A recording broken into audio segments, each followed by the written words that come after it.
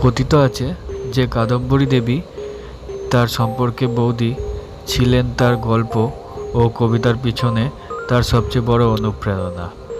তার বৌদি কাদম্বরী দেবীর সাথে ঠাকুরের মানসিক সম্পর্ক ছিল রহস্যে আবৃত, একটি দুঃখজনক মানসিক বন্ধন যা সমাজ কখনোই মেনে নেয়নি। কাদম্বরী দেবী ছিলেন রবীন্দ্রনাথের বড় ভাই যতীন্দ্রনাথ ঠাকুরের স্ত্রী। 1868 সালের 5ই জুলাই 9 বছর বয়সে যতীন্দ্রনাথের সাথে তার বিয়ে হয়। সে সময় হিন্দু রীতিতে বাল্যবিবাহ প্রচলিত ছিল। সেই সময় ঠাকুর পরিবার ছিল উচ্চবিত্ত, শিক্ষিত লোকদের সম্ভ্রান্ত পরিবার। রবীন্দ্রনাথ ঠাকুরের মা ইতিমধ্যেই শৈশবকালে মারা গিয়েছিলেন এবং এইভাবে তার চোখ সর্বদা একটি স্নেহময় সাহচর্যের সন্ধান করেছিল, যা তিনি কাদম্বরীতে পেয়েছিলেন। ছোট্ট কাদম্বরী হয়ে উঠেছিলেন একজন খেলার সাথী, বন্ধু এবং বিশ্বস্ত সঙ্গী, যার মধ্যে ছোট্ট রবি তার অনুভূতি ঢেলে দিয়েছিল। রবীন্দ্রনাথ ও কাদম্বরীর এই সাহচর্য তরুণ বয়সে বেড়ে ওঠার সাথে সাথে একটি দৃঢ় বন্ধুত্বে পরিণত হয়েছিল।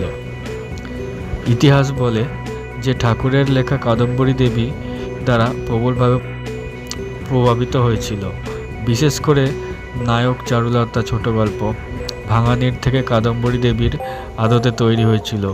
ভাঙানির গল্পে চারুলতা তার স্বামীর ভাইয়ের প্রেমে পড়েছিল। চারুলতার মতো এমনকি কাদম্বরীও ঠাকুর পরিবারের এক নিঃসঙ্গ মহিলা ছিলেন, যাকে তার পরিবারের অভিজাত মহিলাদের দ্বারা আবৃত করা হয়েছিল। কাদম্বরীর স্বামী থিয়েটার, চিত্রকলা, সঙ্গীতের প্রতি অনুরাগী ছিলেন এবং সামাজিক কাজে সক্রিয়ভাবে অংশগ্রহণ করতেন। তার ব্যবসায়িক উদ্যোগ, শখ এবং সামাজিক কর্মকাণ্ড তাকে তার স্ত্রী কাদম্বরীর থেকে দূরে রাখতেন। তাই এই একাকী ভদ্রমহিলা তরুণ রবীন্দ্রনাথের কাছে তার ধারণা এবং অনুভূতি প্রকাশ করেছিলেন, যিনি বাংলা সাহিত্যের একজন মহান লেখক এবং আগামী সময়ে একজন বিশিষ্ট ব্যক্তিত্ব হতে চলেছেন। সম্পর্কে বৌদির সাথে ঠাকুরের বন্ধন তার পরিবারের কাছে গোপন ছিল না। বৌদির সঙ্গে ঠাকুরের এই বন্ধন পরিবারের সদস্যদের কাছে গ্রহণযোগ্য ছিল না। অপ্রত্যাশিতভাবে পরিস্থিতি কাদম্বরীর জন্য আরও খারাপ মোড় নেয় এবং 1883 সালের 9 ডিসেম্বর ঠাকুর ভবতারিণী দেবীর সাথে বিবাহ বন্ধনে আবদ্ধ হন। কাদম্বরী সর্বদা রবীন্দ্রনাথের বিবাহের বিরুদ্ধে ছিলেন এবং তার থেকে বিচ্ছিন্ন হওয়ার ধারণাকে সমর্থন করেননি। ভাগ্য কাদম্বরীর বিপক্ষে ছিল, কারণ সে তার মহান সঙ্গী, খেলার সাথী এবং বন্ধুকে কারো কাছে হারিয়েছিল। বিচ্ছেদ মৃত্যুর চেয়েও বেদনাদায়ক। 1884 সালের 19 এপ্রিল রবীন্দ্রনাথের বিয়ের 4 মাস পর কাদম্বরী দেবী আত্মহত্যা করেন। ঐতিহাসিক সূত্র অনুসারে কাদম্বরী দেবী তার জীবনের সমস্ত আশা হারিয়ে ফেলেছিলেন, কারণ তিনি তার মহান সমর্থন, তার সহচর রবীন্দ্রনাথকে হারিয়েছিলেন। পৃথিবীতে কিছু সম্পর্ক আছে যার কোনো পরিচয়ের প্রয়োজন হয় না। সেই আবেগ অনুভব করার জন্য আপনার শুধু প্রয়োজন একটি স্নেহময় হৃদয়।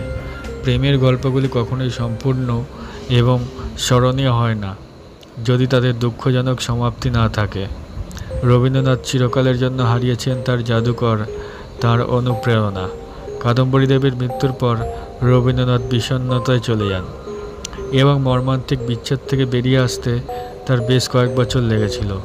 কাদম্বরী দেবী ঠাকুরের ভাবনা, তার স্মৃতি এবং তার গল্প চোখের বালি এবং নষ্ট নীর, দ্য ব্রোক নেস্ট এর মধ্যে চিরকাল বেঁচেছিলেন। লেখার জগতে আপনার হৃদয়ে ব্যথা না থাকলে আপনি আপনার গল্পের গভীরতা এবং বাস্তবতা আনতে পারবেন না। প্রতিটি শিল্পীর হৃদয়ে এমন একটি জাদুঘর রয়েছে যা তাকে আঁকা, কবিতা লিখতে এবং অনুপ্রেরণামূলক গল্প তৈরি করতে অনুপ্রাণিত করে।